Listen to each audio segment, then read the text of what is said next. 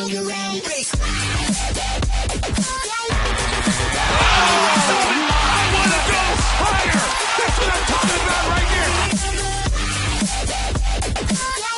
crosses over the fadeaway. Let me step back and kiss myself. Oh my gosh, it's over. Oh, does anybody know how to post videos to Facebook? Oh my goodness, www.myface.com.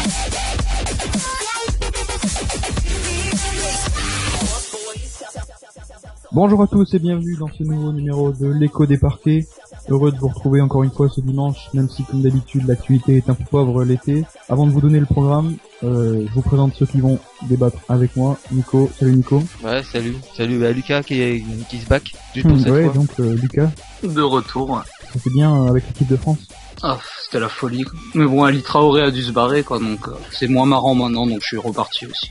Ouais, Le challenge, en fait. Bon, le programme, messieurs, donc, on va parler vite fait des derniers transferts. Des gros transferts. Mais... Comment? Des gros derniers transferts, hein. Attention. Faire un point un peu sur le dopage. Il y a une affaire de dopage qui est ressortie un peu, pas que dans le basket, mais dans le milieu du sport américain, donc on touchera un mot là-dessus. Et puis on fera un point également sur la situation des joueurs draftés en 2010, qui ont jusqu'au début de la saison en fait prolongé. Jusqu'à octobre, hein, je crois. C'est ça, ouais. Et on fera le point donc ceux qui peuvent viser un contrat maximum, ceux qui vont être laissés libres par leur club. On verra tout ça plus tard. Est-ce que vous êtes prêts? Ouais, prêt. Ouais, génial. Parker on the drive, nearly lost it, still dribbling. Parker with two to shoot. Just gets it off in time, and he banks it in! What a shot from Parker! Et on commence tout de suite, messieurs, par les news et les derniers transferts qui sont arrivés la semaine passée. Bon, encore une fois, c'est pas folichon. Il y a quand même eu Luis Scola qui prend donc la direction de Indiana en échange de Gerald Green. Bah ouais, disons qu'ils ont perdu tout à l'heure Hansbrough, ils le remplacent par Luis Scola, qui est un joueur un peu moins dur et énergique, mais beaucoup plus technique et talentueux offensivement. Du coup, ouais, c'est un vrai gros scoreur en sortie de banc, je trouve. Mais surtout que là, ils font vraiment une bonne affaire, parce que Scola, au final, il a pas sorti des grosses stats l'an dernier, parce qu'il a pas été très bien utilisé à Phoenix, mais dans un système qui lui convient bien, c'est un joueur qui peut toujours scorer hyper facilement, quoi. Et un joueur comme ça en sortie de banc, qui score vraiment sans difficulté, sachant qu'ils vont peut-être encore faire sortir Danny Granger du banc, ça peut leur donner vraiment toute une équipe de remplaçants vraiment hyper efficace. Oui, bah surtout que bon, l'an passé, Indiana, ce qui leur manquait, c'était vraiment un banc. Et puis, comme tu dis, si Danny Granger reste, il peut être ce sixième homme qui manquait. Mais vraiment, pour ce cas-là, je trouve qu'il pourrait être titulaire dans pas mal de franchises NBA encore à l'heure actuelle. Et pour Indiana, de l'avoir en tant que backup de David West, je trouve quand même que franchement, c'est une superbe affaire. Surtout quand tu regardes le fait que, ils l'ont eu contre Gerald Green, quoi. Ouais, c'est surtout ça, quoi, parce que, ouais, il y a Gerald Green, Miles Plumlee aussi.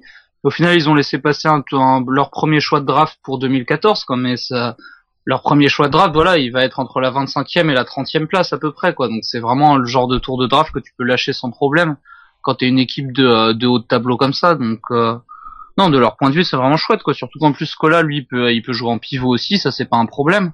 Donc, ça te donne une rotation dans la raquette avec Hibbert, West, Scola et Mahinmi. Ça donne une des meilleures raquettes de NBA directement, quoi. Sachant que la leur était déjà bien costaud. Là, ils sont vraiment bien armés pour l'an prochain. Surtout que voilà, eux, ils avaient lutté contre Miami et que leur grosse force, ça avait été de pouvoir scorer à l'intérieur. S'ils rajoutent Scola, ils vont encore pouvoir appuyer là-dessus et ça peut leur permettre de passer le palier suivant. Ce qui est intéressant, je trouve, c'est que une des forces d'Indiana, c'est qu'il y a beaucoup de joueurs différents qui peuvent scorer. Beaucoup de joueurs comme ça, et avec Scola, ça en rajoute un, d'autant plus qu'il peut faire un contre un, juste comme ça. Donc ça élargit encore cette faculté de faire ressortir des menaces offensives de différents endroits. Et ça, c'est très dur à contenir.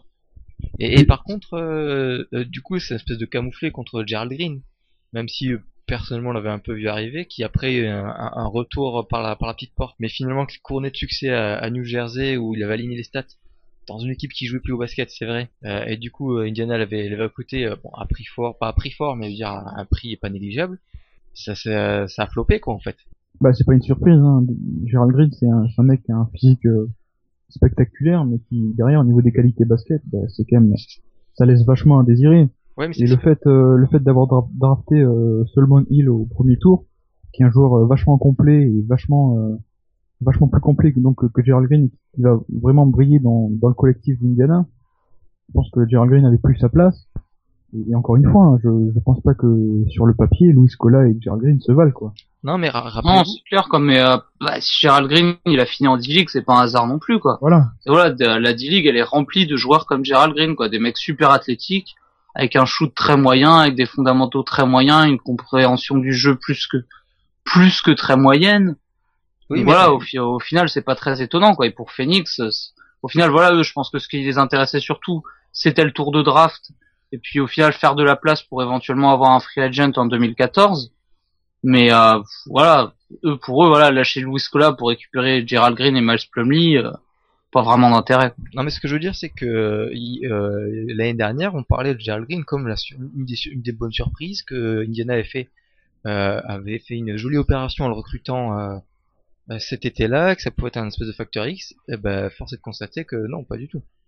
Il y a de ça, quoi, mais effectivement, c'était une bonne surprise par rapport au niveau auquel par rapport au niveau qu'il avait montré en D-League, quoi. C'est sûr, quand t'as un joueur qui revient de D-League, qui cartonne bien pour son retour, au final, qui arrive à signer un petit contrat, c'était plus une belle histoire qu'une belle surprise, en fait, Bah, quoi. non, Mais le petit contrat, 3,5 millions sur 2 ans, sur 3 ans, c'était pas Ouais, rien.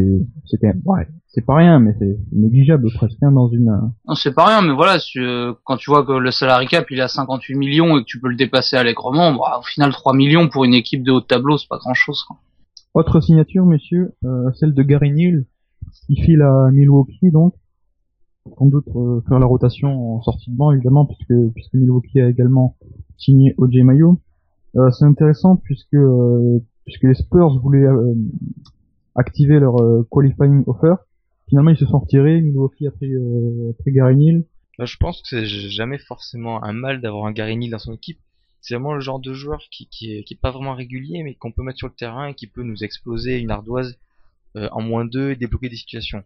Après, faut pas être dupe. C'est vraiment comme un Nate Robinson ou un JJ Barea, ce genre de joueurs qui vraiment des pétards ambulants, qui peuvent faire des petits cartons ou débloquer des situations, mais pas beaucoup plus, qui ont pas la régularité. C'est vraiment des joueurs de sortie de banc. Ça peut servir quand ça marche pas, faut juste pas le mettre sur le terrain. Et c'est bon. Donc moi je trouve que c'est plutôt intéressant d'avoir un joueur comme ça. Après c'est pas ça va être décisif sur certains matchs, sur la longueur. C'est pas lui qui fera la différence à Milwaukee. Non, mais je sais pas, moi je suis vraiment pas fan de cette signature, quoi. Déjà, parce que Gary Neal, au final, je trouve que tu parles d'un Nate Robinson, un JJ Barea, Gary Neal, c'est encore moins régulier. C'est-à-dire que lui, voilà, il va faire un bon match sur 10 matchs, là où Nate Robinson en fera un sur 5 matchs. Et puis voilà, il arrive dans une équipe qui vient de recruter un arrière en la personne d'O.J. Mayo. Voilà, O.J. Mayo qui est un shooter, donc voilà, qui a l'adresse aussi un peu fluctuante. Si jamais il re-signe Jennings, ça donne un autre joueur qui est pas forcément très régulier non plus. Et au final, sur les rotations poste 1 et 2, tu te retrouveras avec Jennings, Mayo et Neal. C'est quand même super aléatoire au niveau de la réussite, quoi. Est-ce qu'ils avaient le possibilité de faire mieux pour remplir leur banc à Milwaukee?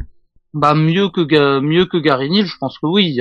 Ça pouvait se trouver. Il y avait Nate Robinson qui était libre et qui cherchait un contrat. Ils auraient pu prendre Nate Robinson. Franchement, je trouve que ça se vaut, parce que comme tu l'as dit, les deux sont vachement irréguliers. Mais moi, là où ça me plaît pas tellement, c'est que l'équipe de Milwaukee de l'an dernier était vraiment, même si ça manquait de talent généralement, il y avait un certain équilibre dans le sens où tu avais un Brandon Jennings qui distribuait le jeu, tu avais des intérieurs bon qui manquaient de talent, mais voilà, mais tu avais deux shooters, vraiment deux purs shooters en la personne de Mike Dunleavy et JJ Redick qui a été transféré en cours de saison.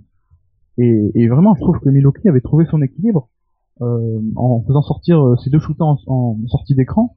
Ça marchait super bien. Et je me dis que dans ce système-là, je pense pas que Gary Neal ou O.J. Mayo puissent exceller à ce point. Donc c'est en ça que je me dis finalement ça va se résumer peut-être un peu trop à du basket 1 contre 1.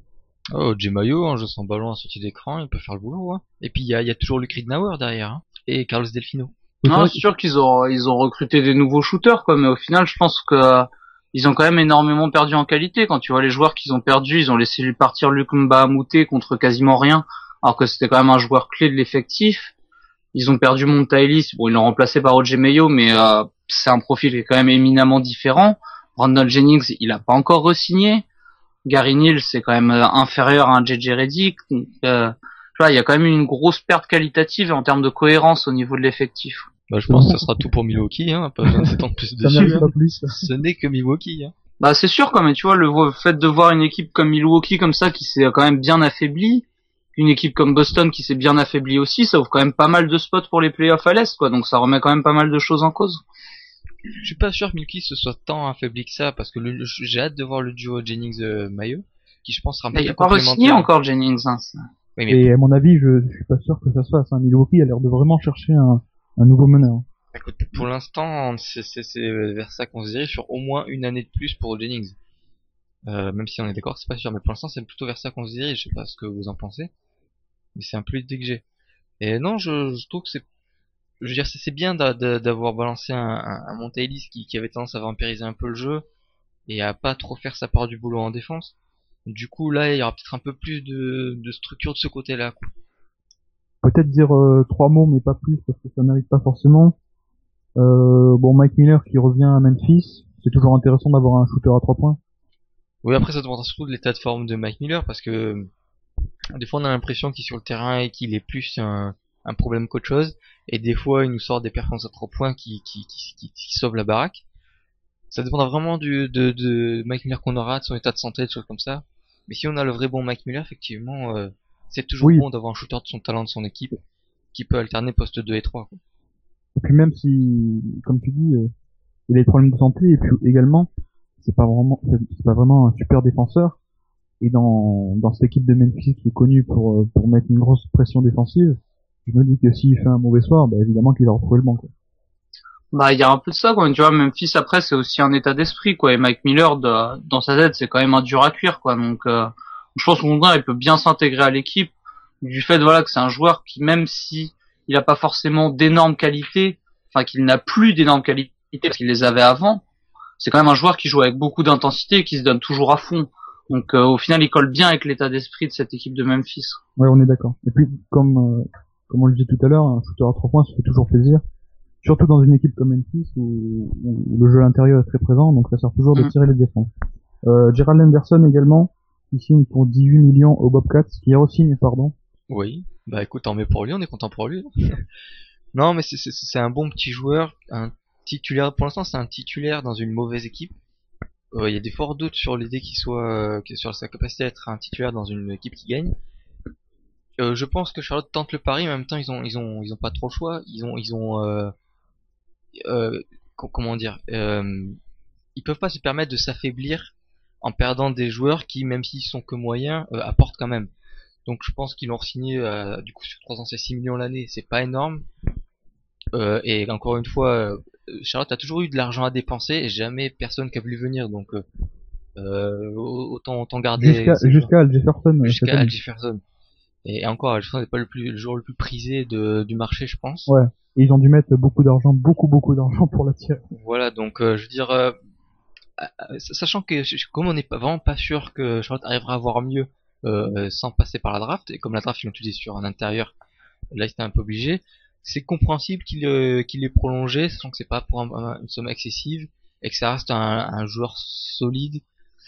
Après c'est plus tard si Charlotte arrive à évoluer, à prendre quelques paliers, peut-être on se posera la question de qu'est-ce qu'il faut faire avec lui, est-ce qu'il faut l'échanger, tout ça. Mais à l'heure actuelle, je pense effectivement c'était la chose à faire, quoi. Non, moi je la trouve pas mal cette signature, quoi. Souvent ce qu'on a pu reprocher à Charlotte au cours des dernières années, c'est qu'au final les joueurs qu'ils avaient draftés, ben ils les ont tous laissés partir les uns après les autres sans chercher à leur faire vraiment des propositions un peu intéressantes ou quoi que ce soit. Après voilà, Gerald Anderson, je pense pas qu'il ait eu beaucoup d'offres, c'est dommage parce que je pense que c'est quand même un joueur qui pourrait être titulaire à l'arrière dans pas mal d'équipes. Mais voilà, là pour une fois, Charlotte met une offre directement pour un joueur qu'elle avait drafté avant, au lieu de le laisser partir comme elle a laissé partir Okafor, comme elle a laissé partir Felton, comme elle a laissé partir Gerald Wallace, comme elle a laissé partir DJ Augustine. Voilà, il était temps quand même de se mettre à retenir leurs joueurs, quoi. Parce qu'au final, à chaque année, ils se retrouvent à la draft, ils ont des choix au placé, ils récupèrent des joueurs et puis ils les re-signent pas après. Donc, au moins, voilà, cette fois-ci, ils ont fait le bon choix, c'est-à-dire re-signer un joueur qu'ils avaient drafté, Parce que sinon, voilà, si tu draftes des joueurs et puis qu'au bout de 5 ans ils partent, ça n'a aucun intérêt. Après, la petite inquiétude que j'ai moi de mon côté, et je pense que Guillaume va me suivre là-dedans, c'est que Jarl Anderson n'est pas un shooter extérieur très prolifique. Il n'est pas une vraie menace extérieure comme les équipes aiment bien en avoir. Et là, du coup, Charlotte se retrouve un peu dépourvu de ce côté-là. Il n'y a pas vraiment de shooter longue distance. Et j'ai un peu peur que le jeu soit un peu trop centré vers la raquette ou un peu autour, ou le périmètre un petit peu autour. Et je crains qu'on risque de retrouver un peu la problématique qu'avait eu Philadelphie il y a quelques temps avec Iguodala, Van Turner et Jrue Holiday et Thaddeus Young, où tout le jeu était un peu trop coincé à l'intérieur de la ligne des 3 points et sans rien pour les écarter. Avec la signature de Anderson, je pense qu'on maintient un peu cette chose-là, ce défaut-là, et voilà, je sais pas comment il va pouvoir être inversé. Bah, c'est sûr que qu'avec le secteur intérieur qu'ils ont recruté donc cet été, donc avec Al Jefferson et la draft de Codizer, tu te dis que c'est très bien d'avoir encore une fois un shooter pour tirer la défense et laisser la place à ces intérieurs d'opérer dans la raquette. Mais franchement, je sais pas, c'est pas si problématique que ça vu que le jeu penchait justement un peu trop sur l'extérieur la saison passée. T'as quand même Kemba Walker, t'as quand même Jarl Anderson donc qui vient de re-signer. Comme tu dis, il n'y a pas de shooter, vraiment de vrais spécialistes, mais le jeu est quand même assez équilibré, je trouve. Ouais, c'est ça, que ça soit Anderson ou Walker, même si c'est pas des purs shooters à 3 points comme peut l'être un O.J. Mayo, un Kevin Martin, c'est des gars que tu peux pas te permettre de les laisser ouverts s'ils sont tout seuls à 3 points, quoi. Et ça, pour tirer une défense, ça suffit. Mais Moi, c'est que les joueurs... Jarl Anderson, je sais pas si vous vous en souvenez. Moi, je m'en souviens comme le mec, avant, Michael Jordan disait qu'il prenait sous son aile et que ça allait être, ouais, il est grand, ouais, c'est un peu lui qui a cramé comme Brown aussi, hein. Non, parce que le truc, c'est plus que ça, mon inquiétude, c'est que ces joueurs-là, tant Kemba Walker que Jarl Anderson, qui sont les seuls un peu shooters dans ce 5, ne se positionnent même très peu derrière la ligne à 3 points. Je veux dire, Anderson, il prend 1,5 tirs à 3 points par match, c'est vraiment pas grand-chose, et c'est plus une sorte de positionnement, je pense. Je pense que cette équipe de Charlotte va manquer beaucoup de spacing. Alors après, encore une fois, je pense pas que Charlotte pouvait non plus se permettre de faire la fine bouche et d'enlever un Jarl Anderson parce qu'ils ont un problème de tir à 3 points. Ça, ils pourront calculer un peu après. Mais je pense vraiment que c'est plus une sorte de positionnement de spacing qui va être gênante que de vraie présence à l'extérieur. Je sais pas si vous voyez ce que je veux dire.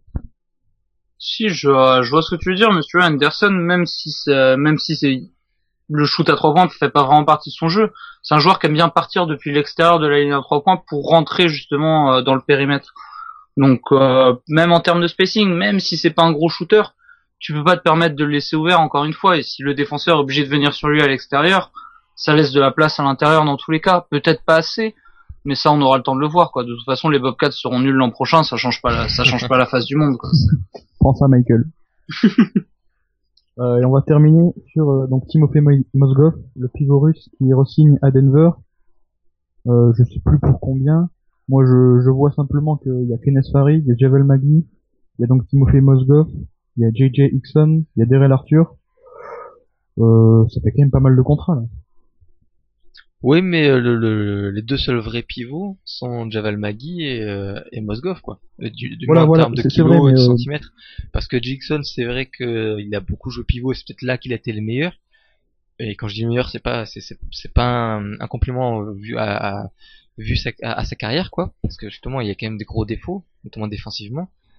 Donc je pense pas que ça soit trop un mal. La seule question, c'est à quel point il va être utilisé, parce que l'année dernière il était là, mais il était presque pas utilisé.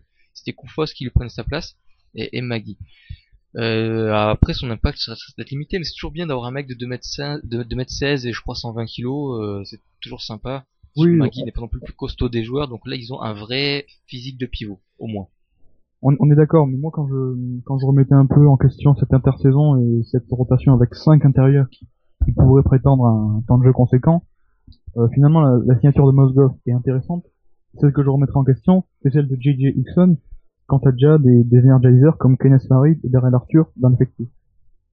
Bah, JJ Hickson, en termes de qualité, c'est quand même largement supérieur à Darrell Arthur, quoi. Et puis, tu vois, des intérieurs comme Mozgov ou Javel Magui, c'est des bons intérieurs. Moi, j'aime bien les deux. Par contre, ils ont tendance à prendre beaucoup de fautes. Donc, le fait d'avoir un joueur qui derrière peut jouer et 4 et 5, c'est toujours un plus face à quand tu te retrouves avec deux pivots qui peuvent sortir très rapidement. Parce que Javel McGee, c'est un très bon contreur, mais il mord souvent en feinte et il fait souvent des fautes. Par contre, Mozgov, lui, il est plus posé. Par contre, il est beaucoup moins mobile. Du coup, avec les règles NBA où tu peux pas provoquer des passages en force quand t'es dans la zone restrictive, lui, là, il se prend des fautes aussi, quoi. Donc, le fait d'avoir JJ Jackson qui peut venir pallier si les deux ont des problèmes et sont scotchés sur le banc, ça peut toujours être un plus. Bon, ben, messieurs, c'est tout pour les news et on revient tout de suite après le jingle pour parler du dopage.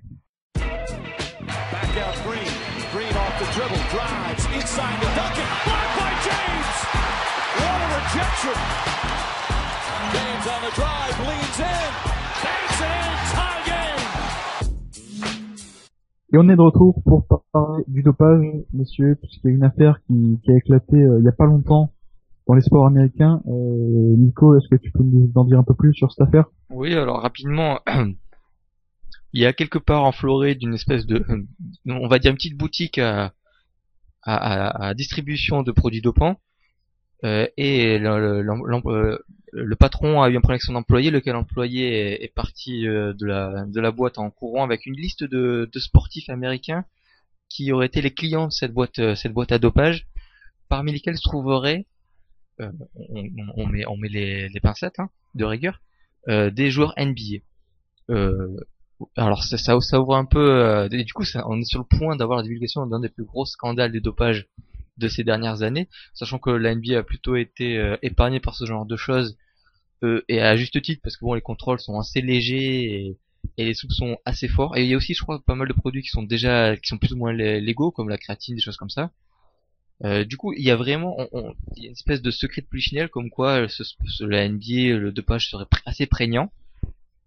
Et là, peut-être qu'on va avoir un peu le tabou qui va sauter et que il va y avoir vraiment une discussion et on va retrouver un peu ce qui s'est passé avec le Tour de France depuis 98. Du moins potentiellement, on sait pas jusqu'où ça va aller, si ça va être éteint et foutu sous le tapis comme c'est en général le cas, ou si au contraire il va y avoir une espèce d'explosion et que toutes les règles en matière de dopage en NBA vont être remises à plat ou retravaillées, ou je sais pas, et je sais pas, on risque peut-être d'avoir une espèce de petit tremblement de terre comme ça, ou pas du tout. Bon, après, je pense pas que ça aura eu une grosse ampleur quand on avait pu avoir l'affaire Fuentes dans le Tour de France. Au final, là, ça reste quand même une clinique relativement isolée, donc on parle de quelques joueurs NBA, mais ça reste encore très peu sûr. Donc voilà, en termes de baseball, il y a quand même deux joueurs d'importance majeure qui sont déjà tombés. Donc au final, on se dit, bah ouais, s'il y a des joueurs de haut renom qui fréquentaient cette clinique, même s'ils avaient peut-être que 2 ou 3 joueurs NBA, bah c'est peut-être des superstars. Donc c'est vrai que ça fait un peu trembler le monde de la NBA en ce moment. Sachant qu'en plus, voilà, c'est une clinique qui est en Floride. Voilà, on sait tous quelles équipes il y a en Floride. Orlando, évidemment. Bah évidemment. Voilà. Attends, il y a Jameer Nelson, quoi, merde. Je veux dire, ça s'explique tout, non? Ce qui est marrant en plus, c'est que Orlando, c'était une des équipes les plus impliquées dans les affaires de dopage récentes en NBA. Je crois sur les 5 derniers suspendus, il doit y en avoir 2 ou 3 qui sont de Orlando. Bon, du coup, la question n'est pas là après, quoi. Mais voilà, c'est le dopage, ça reste quelque chose donc sur lequel la NBA reste toujours relativement flou. Et là, bah, ça pourrait permettre justement d'éclaircir un peu ce brouillard, quoi, si vraiment il y a des noms qui sortent. Oui, voilà. Après, je pense que ça dépendra de la nature des noms. Si c'est des joueurs, des joueurs majeurs, évidemment que ça fera quelque chose. Si c'est des joueurs pas trop importants, évidemment qu'on en parlera, mais ça aura pas la même ampleur à mon sens. Par contre, là où je te rejoins, Nico, tu l'as dit un peu tout à l'heure, on a cette impression que finalement, il n'y a pas trop d'affaires de dopage en NBA parce que la NBA cherche pas plus que ça à trouver, quoi. Voilà, parce que là, finalement, si on a une preuve de dopage de certains joueurs, cette preuve n'aura pas été fournie par les tests antidopage réguliers comme ça doit être normalement le cas. Ça a été introduit parce que il y a une embrouille entre un employé et quelqu'un veut balancer une liste. Ce qui montre bien qu'il y aurait donc des joueurs dopés malgré les contrôles ou malgré le plan de la NBA en ce sens. Donc à partir de là, on peut penser loin et se dire que pourquoi pas tous les joueurs où seraient dopés, tous les plus grands ou plus mauvais, un peu comme dans le vélo où tout le monde l'avait été et l'est toujours, je sais pas. Du coup, oui, vas-y. Au final, ouais, quand tu dis du plus bon au plus mauvais, je suis assez d'accord avec toi, parce qu'au final, voilà, il y a des joueurs qui ont des physiques impressionnants, qui sont des superstars. Je me souviens notamment de Lamarcus Aldridge, juste l'année avant qu'il soit All-Star, pendant l'été, il arrive avant la reprise de la saison en interview, il dit ah ouais non là j'ai fait pas mal de muscu, en 2 mois j'ai pris 9 kilos de muscles. Je dis ouais, quand même quoi, ça semble quand même super étrange. Et d'un côté t'as d'autres joueurs qui eux ont des physiques qui se collent pas vraiment avec l'image qu'on a du sportif de haut niveau et qui peuvent jouer 30-35 minutes par match sur une saison de 82 matchs. Donc au final, tu te dis, bah oui, forcément, eux non plus ne doivent pas être tout lents. Donc voilà, tu dis du plus bon au plus mauvais. Et c'est vrai que le dopage en NBA, au-delà d'être plus ou moins autorisé, surtout voilà, il y a une liste de produits qui peut être considérée comme dopante dans certains sports qui ne l'est pas en NBA. Donc il y avait par exemple dans le rugby, on avait pu voir qu'il y avait certaines ligues qui autorisaient et qui autorisent d'ailleurs toujours encore la créatine, alors qu'elle est interdite par exemple en top 14. Donc voilà, la NBA a sa propre liste de produits dopants, a ses propres sanctions aussi. Et au final, si on peut se permettre de dire que tous les joueurs NBA du plus bon au plus mauvais sont dopés, c'est peut-être parce que le règlement fait en sorte que ce n'est pas considéré comme du dopage. Oui, je pense que de toute façon, on ne peut pas nier que il y a une certaine forme de dopage qui est tolérée en NBA. La meilleure preuve, tu regardes la mâchoire de Dwayne Wade ou de LeBron James, la différence entre le moment où ils ont été draftés et maintenant, enfin, c'est juste ahurissant. Après, du coup, on risque un peu de remettre en cause tout un tas de choses. Je veux dire, LeBron James est aussi ce qu'il est à cause de son physique, ses qualités athlétiques, sa puissance et sa capacité à jouer à fond pratiquement tout le match. Du coup, tout ça, et on devrait peut-être le remettre en cause en fait. Et si effectivement il y a une espèce de balayage conséquent, de vraie remise à plat, on n'aura peut-être pas la même ligue qu'on a maintenant, quoi. Alors, c'est un des débats parce que la NBA, enfin, il y a des gens qui disent que la NBA veulent pas trop, comment dire, censurer le dopage parce que des joueurs dopés, c'est des joueurs plus athlétiques, qui sautent plus haut, qui courent plus vite et donc de beaucoup plus d'actions spectaculaires, beaucoup plus d'intensité. Du coup, ça fait un meilleur spectacle et donc meilleur spectacle dit beaucoup plus d'argent et tout ça. C'est un peu une des choses qu'on dit une des raisons pour laquelle la NBA, enfin on dit que la NBA serait pas trop intéressée par vraiment bloquer la chose.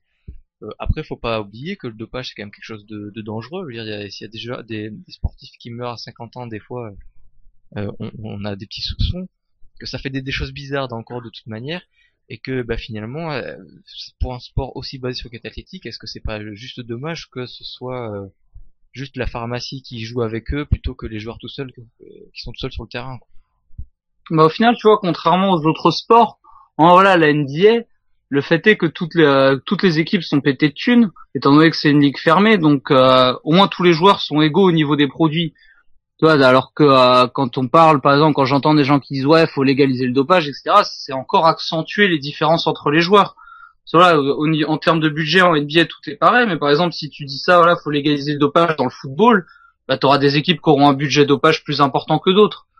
Et tu vois, mais comme tu dis, voilà, des joueurs qui meurent à 50 ans, ça existe, même des joueurs qui meurent plus jeunes. Et c'était Vikash Dorasso qui avait dit ça sur le dopage il y a quelques années. Ah, je crois que tu m'avais dit qu'il était mort, quoi. J'ai cru que tu dis que Vikash Dorasso était mort. Je crois que tu m'avais appris que Vikash Dorasso était mort, quoi. Ah non. Il y a quelques années en plus. Non, mais il y a quelques années, il avait dit ça que voilà, quand si tu commences à te doper, au final, c'est que tu fais un choix. C'est comme dans Matrix, voilà, t'as la pilule bleue, la pilule rouge.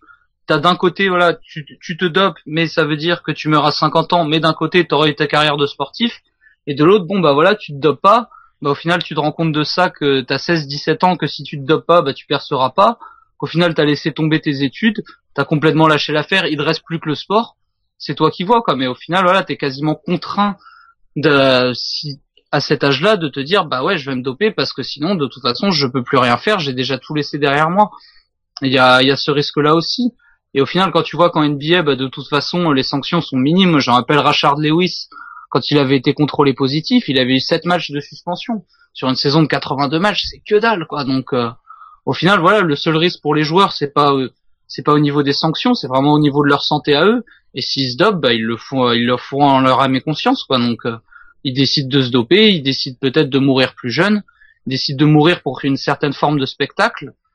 Mais encore une fois, c'est leur décision à eux, quoi. Donc, s'ils sont prêts à faire ça, très bien. Et puis d'un côté, s'il y a des gens qui sont prêts à regarder des gens qui sont prêts à mourir aussi, tout va bien, quoi. Ouais, c'est ça. Non seulement le dopage a l'air d'être toléré par la ligue, mais le système fait que les nouveaux joueurs sont presque incités à le faire.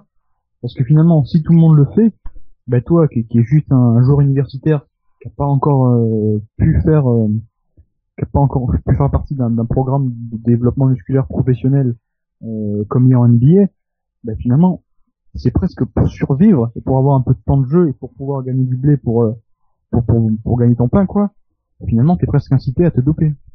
C'est vraiment. Et tu vois, c'est pour ça que je trouve que les exemples au final de LeBron James ou Dwight Howard, c'est pas forcément les plus parlants.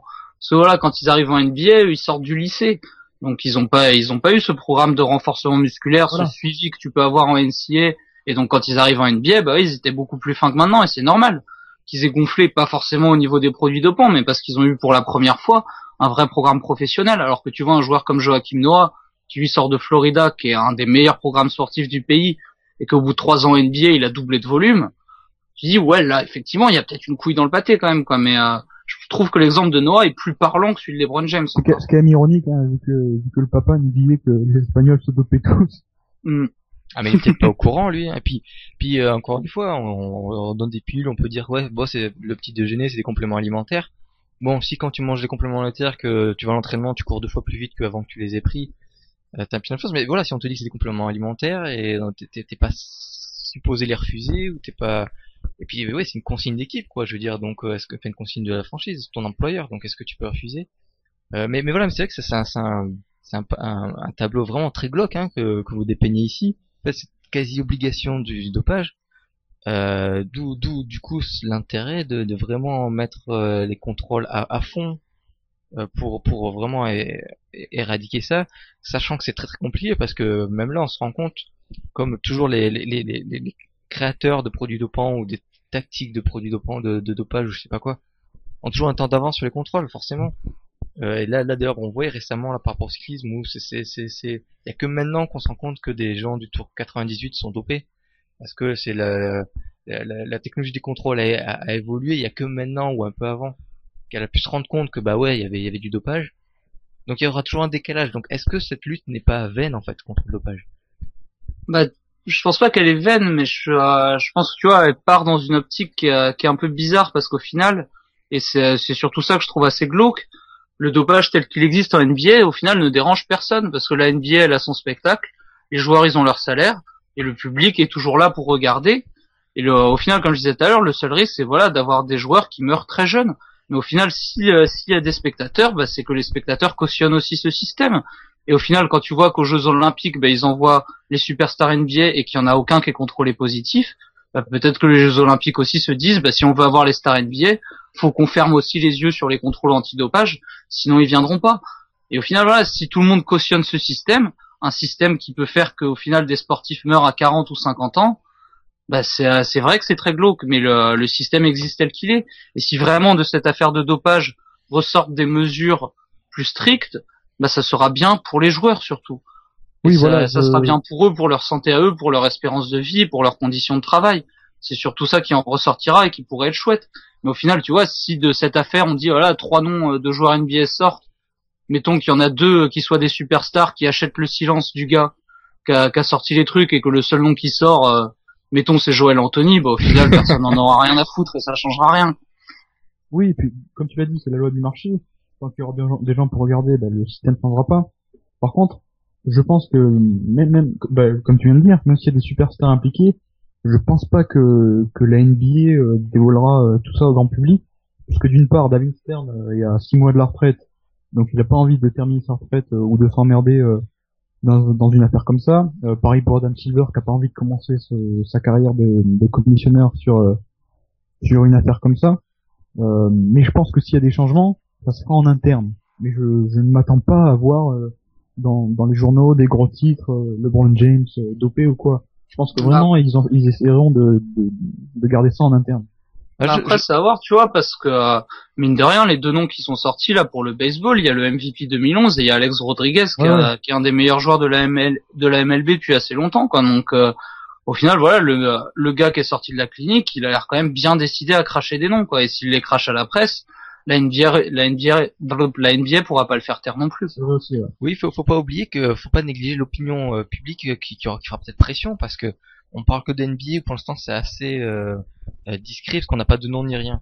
Mais bon, effectivement, il y a pour le baseball là, comme tu as dit Lucas, mais il y a aussi toute l'affaire Lance Armstrong qui a quand même porté beaucoup de préjudice au sport américain, hein, où il y avait vraiment un déchaînement de l'opinion publique et tout ça agrégé, il y aura peut-être une espèce de forte demande de nettoyage du sport américain et d'exigence d'avoir un sport propre qui va se faire parce que c'est pas juste la NBA qui sera dedans, ce sera vraiment peut-être l'opinion publique, toute la pièce, toutes les presses, tout ça. Et c'est pour ça qu'on est peut-être tout ça accumulé peut-être sur le seuil d'une espèce de révolution dans la lutte antidopage. Oui, non, mais moi, ce que je te dis, c'est que contrairement au Tour de France, qui est prêt à finalement attirer sur ses coureurs, je pense que la mentalité américaine est différente et que eux, bah, même s'il y a un scandale, bah, peut-être qu'ils ont conscience que c'est dans leur intérêt, pour l'image de la ligue, pour tout ce que ça rapporte et tout. Je pense qu'ils ont clairement un intérêt à cacher tout ça. Alors bien sûr, oui, mais comme tu disais, Lucas, peut-être que ça se fera pas, mais je pense pas que s'ils ont le choix, je pense pas qu'ils tireront intentionnellement sur leur joueur. Mais justement, Tu vois, je pense que l'affaire Armstrong a beaucoup changé la donne, quoi, parce que lui, justement, du fait que ça soit avéré qu'il se soit dopé et que lui dise, bah voilà, moi j'en ai rien à foutre, ouais, je me suis dopé, mais j'ai quand même gagné. Sa cote de popularité en a pris un sacré coup, et je pense pas que la NBA a tellement œuvré pour devenir vraiment populaire auprès de toute l'Amérique, notamment avec tout ce qui a été dress code au début des années 2000, que tout ce chemin parcouru là, s'il y avait une superstar qui venait à découvrir qu'elle était dopée, bah au final, si la NBA faisait pas le ménage, elle subirait peut-être les foudres comme a pu le subir Lance Armstrong. Donc il y a quand même le risque justement de voir tout le travail qui a été fait depuis des dizaines d'années disparaître d'un coup du fait de cautionner en partie le dopage. Et ça, c'est à moins que la NBA s'oriente plus, voilà, vers comme la WWE, vers là le dopage, on s'en fout, c'est du divertissement. Mais est-ce que c'est vraiment l'optique qu'ils veulent adopter et est-ce que c'est une bonne direction dans la vue de leur popularisation dans d'autres secteurs que les États-Unis? J'en suis pas certain. Tu veux dire que le catch, ils sont dopés? Ah, ils assument en plus, hein, parce qu'en fait, je crois que c'est ça l'histoire. Dans le catch, au début, c'était un sport, donc il y avait le contrôle antidopage. Et puis ils ont dit bah non, on va classer ça, enfin on va faire dire que c'est du divertissement, donc du spectacle. À partir de là, bon bah comme c'est pas du sport, il y a pas de, je sais pas comment ça s'appelle, mais un organisme américain de sportif qui a dit bon bah du coup ça sort de notre compétence, il y a pas à faire des contrôles antidopage. Et du coup il y a des grosses, du coup le dopage est monnaie courante et il y a eu pas mal de réflexion là-dessus parce que des catcheurs qui sont plus ou moins devenus fous, qui sont morts très jeunes après et vraiment en grande quantité. Donc il y avait vraiment aussi une réflexion là-dessus et tout ça je pense que commence l'affaire Armstrong, l'affaire Tyson Gay aussi, le sprinter. Ah oui, c'est vrai, oui. Commence peut-être à faire que les mentalités changent et que comme tu dis effectivement Guillaume que si la NBA avait le choix entre mettre sous le tapis et tout déballer au grand jour, elle mettrait tout sous le tapis juste pour même si c'est pour après en interne c'est d'arranger les choses, mais là je pense pas qu'ils auront la possibilité parce qu'effectivement comme dit Lucas, si toute l'opinion publique que vraiment critique ce genre de choses vraiment en masse, comme c'était le cas pour Lance Armstrong et comme c'est peut-être ça va être peut-être le cas avec un sport aussi populaire que le baseball et la NBA, que bah face à cette opinion publique, la mienne n'est pas d'autre choix que d'essayer de se nettoyer quoi. Faut pas oublier qu'à un moment donné là, dans les 70 je crois, la NBA était assez mal vue, qui était un peu appelée une ligue de repères de drogués ou de choses comme ça, et qui a fait beaucoup d'efforts pour essayer de changer ça, et c'est qu'à partir de ça entre autres que la NBA a pu être plus respectable et populaire et du coup avoir l'ascension qu'elle a eu. Du coup, ça en tête, je pense que la NBA va aussi éviter d'essayer de passer pour une ligue de dopés, quoi, tout simplement. Voilà, et puis au final, si cette affaire-là ne ressort que quelque chose comme voilà, on va interdire finalement tel ou tel produit qu'on autorisait, bah ça sera déjà un gros progrès pour la santé des joueurs. Si jamais vous avez l'occasion, il y a un court-métrage dans la série des Animatrix comme ça sur le dopage qui dure 5-10 minutes, qui est vraiment pas mal, quoi. Si vous avez l'occasion de le voir, n'hésitez pas à le regarder. Bon, ben on conclut là-dessus et on se retrouve tout de suite après le jingle pour parler de la draft 2010 et des nouveaux contrats qui vont arriver. À tout de suite. I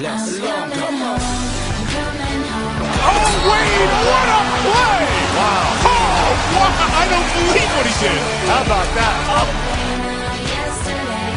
Wade from behind takes it away. Chalmers. Oh, dang! Whoa!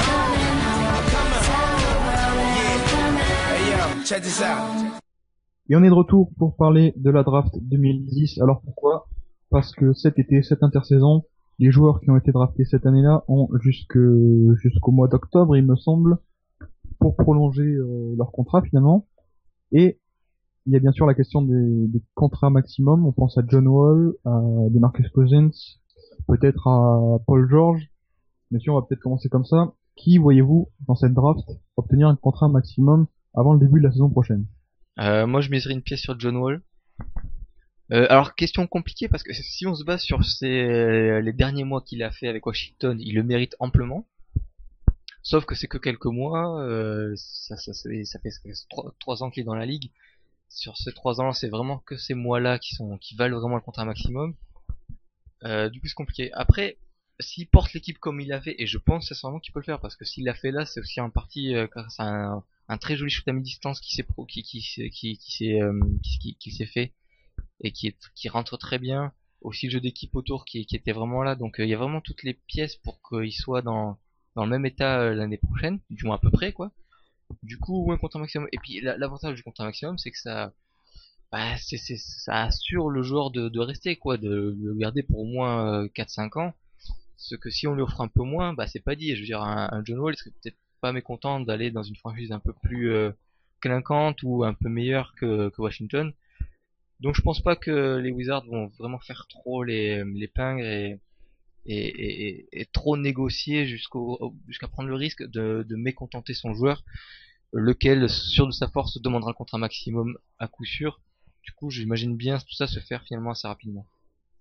Ça, ouais, et puis ne pas donner le contrat maximum à John Wall, au final, ça serait détruire tout le travail qu'ils ont accompli depuis 4 ans. Donc là, ils avaient une équipe qui était quand même bien en place avec Gilbert Arenas, Caron Butler, Anton Jamison, Brandon Haywood. Et au final, ils ont viré tout le monde justement pour pouvoir tout construire autour de John Wall. Et je pense qu'à la base, c'était ça dans l'optique qu'il devienne vraiment le visage de la franchise avec le contrat qui va avec. Au final, voilà, s'ils le lui donnent pas, de toute façon, il y aura des équipes qui voudront le lui donner, ce contrat-là, il y en aura plein. Du coup, voilà, c'est John Wall, il a montré cette année qu'il était capital dans le projet de Washington. S'il lui donne pas ce contrat, voilà, tout leur projet tombe à l'eau. Et au final, au-delà de cette importance dans l'effectif, John Wall, foncièrement, c'est un joueur de top niveau. C'est un joueur qui vaut largement ce genre de contrat. Bah après, c'est clair que Washington s'est vachement renforcé depuis quelques années. Et clairement, la saison prochaine va viser les playoffs. Par contre, là où c'est intéressant pour lui, c'est que tu me posais la question au mois de janvier, je t'aurais dit contrat maximum pour John Wall, je pense pas que ça aurait été d'actualité. Mais là, comme tu l'as dit, Nico, il est bien revenu, il a montré des qualités de meneur de jeu, de vrai meneur de jeu, capable de faire gagner son équipe.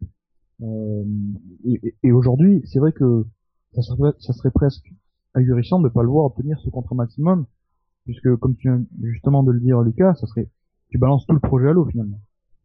Oui, puis pendant ces quelques mois là, John Wall n'a pas juste été excellent. Il était peut-être un des meilleurs meneurs de la ligue à ce moment-là quoi.